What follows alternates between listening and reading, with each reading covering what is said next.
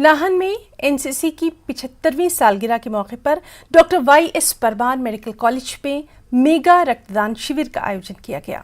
Commanding officer Rajiv Sharma ने इस मौके पर बताया कि मेगा रक्तदान शिविर को लेकर एनसीसी कैडेट्स में काफी उत्साह देखा गया।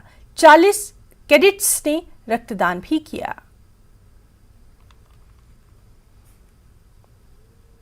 एनसीसी की 75वीं वर्षगांठ मनाई जा रही है। उसके उपलक्ष्य में हम लोगों ने जो है आज एक ब्लड डोनेशन कैंप का जो आयोजन किया है और हमने बहुत आभार व्यक्त करते हैं मिसेस निशी जायसवाल, अपना डायरेक्टर ब्लड बैंक मैम, जो उन्होंने आज जो है उनके सहयोग से ये जो मेगा ब्लड डोनेशन कैंप जो है आयोजित हो पाया है।